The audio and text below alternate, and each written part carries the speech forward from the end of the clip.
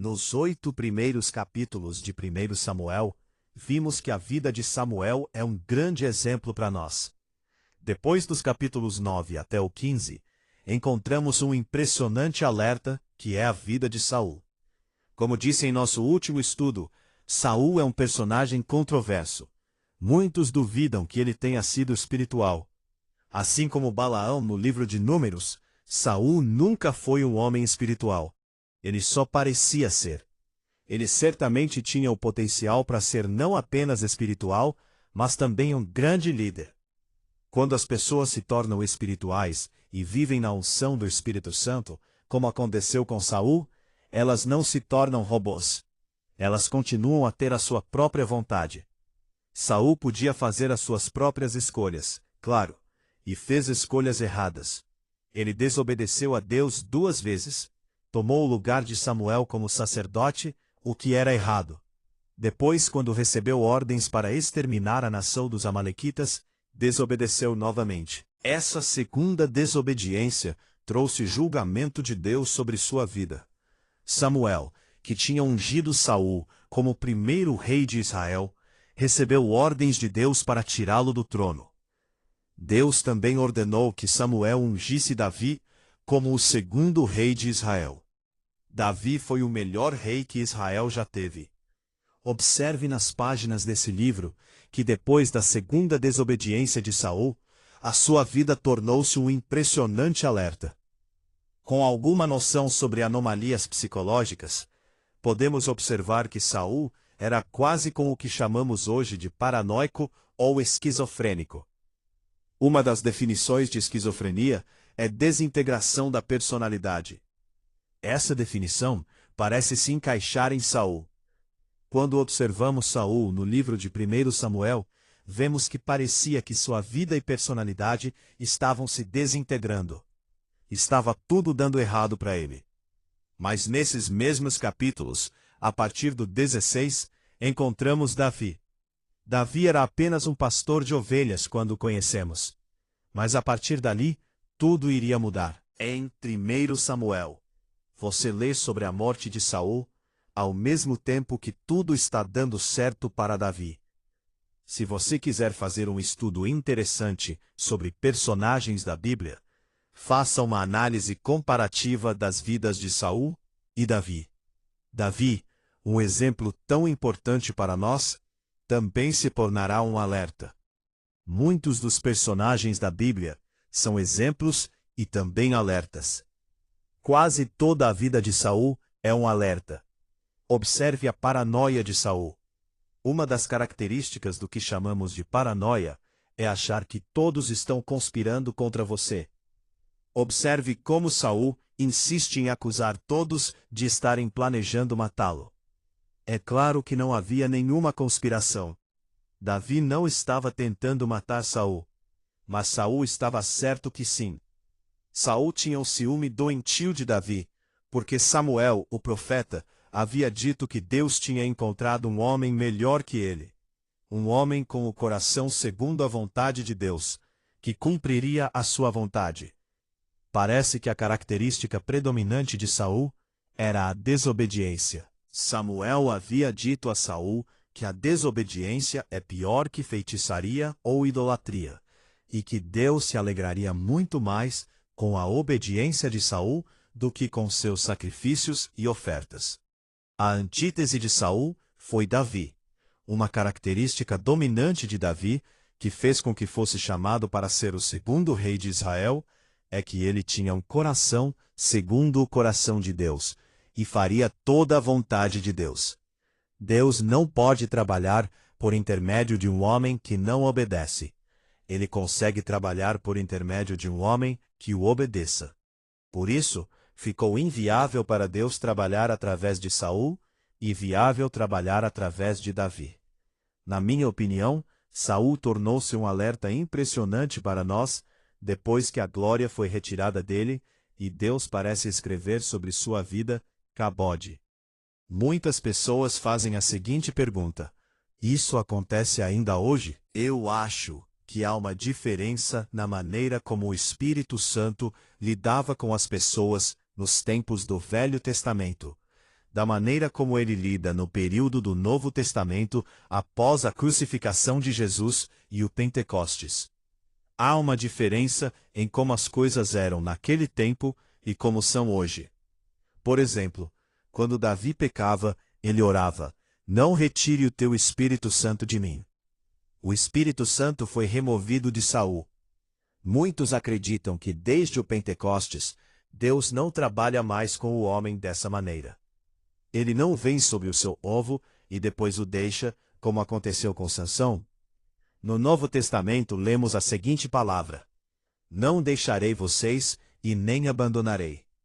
Muitos versículos sustentam o fato de que uma vez que vivemos o que o Novo Testamento chama de novo nascimento, Deus começa a trabalhar em nós e vai aperfeiçoando até que chegue o dia de Cristo, porque é Deus que efetua em vós tanto querer como efetuar.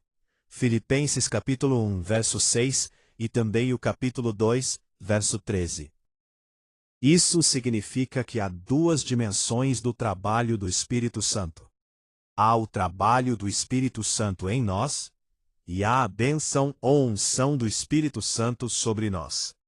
Observe que há uma distinção quando o Espírito Santo é descrito nas Escrituras.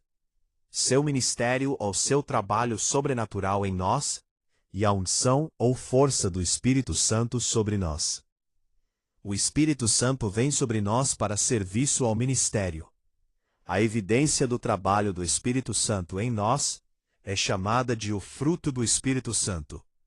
O trabalho do Espírito Santo em nós é o que o Novo Testamento chama de o novo nascimento. Agora vamos deixar Saul de lado e estudar o lindo personagem Davi. Como eu já disse antes, metade do livro de 1 Samuel e todo o livro de 2 Samuel fala sobre Davi.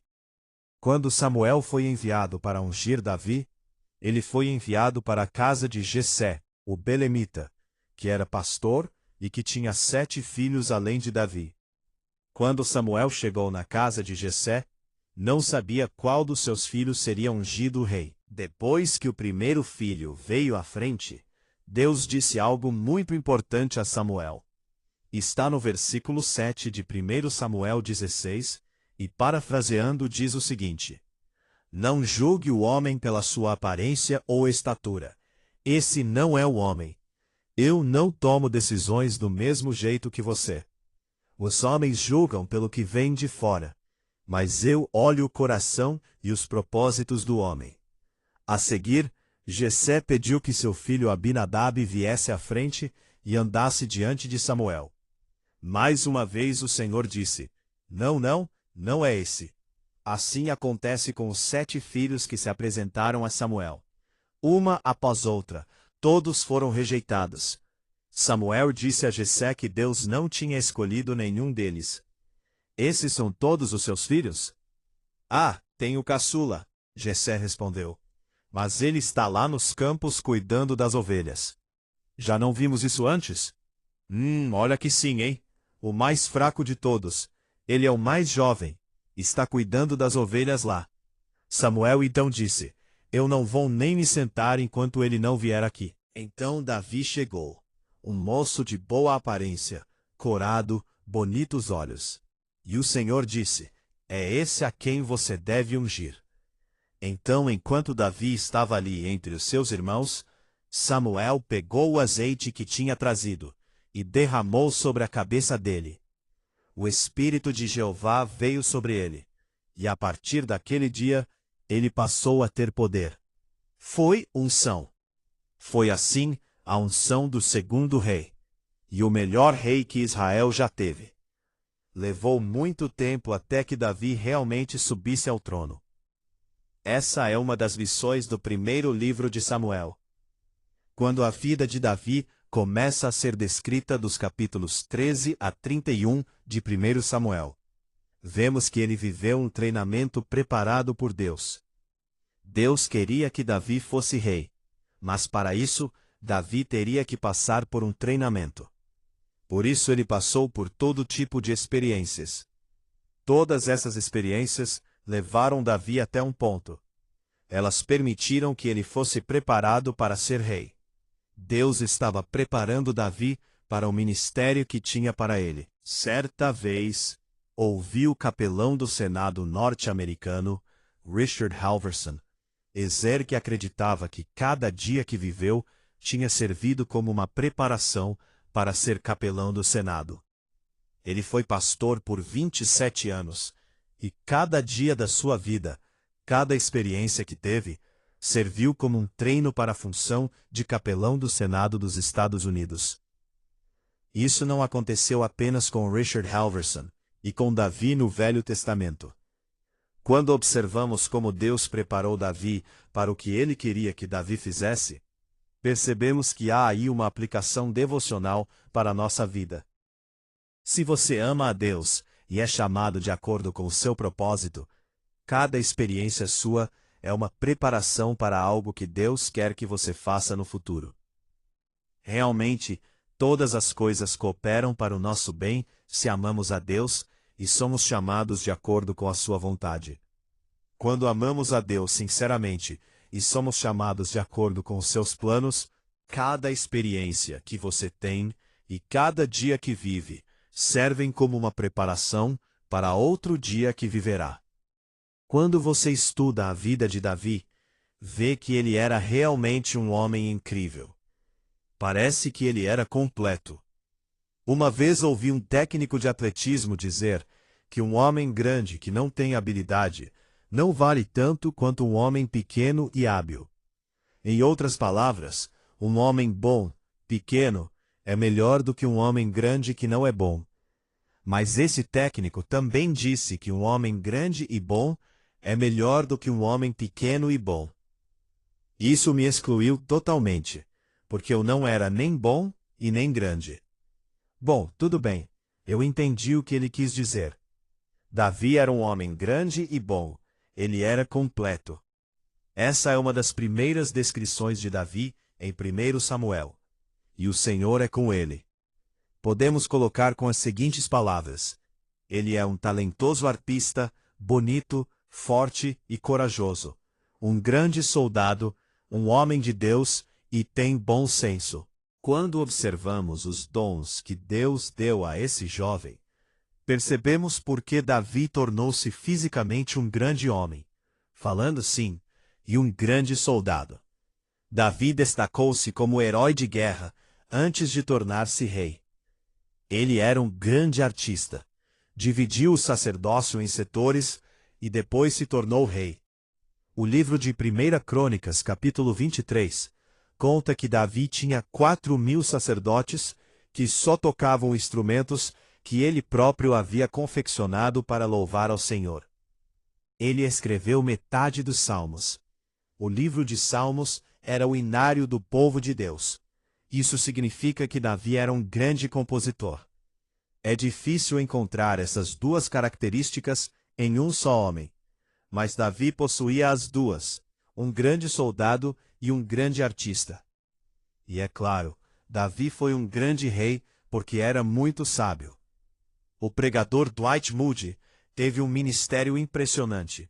Antes de Billy Graham, ele foi considerado o homem que tinha pregado para o maior número de pessoas. E olha, ele não tinha muito estudo. Quando pregou na Inglaterra, nas universidades de Oxford e Cambridge, todos ficaram espantados com a sua pregação.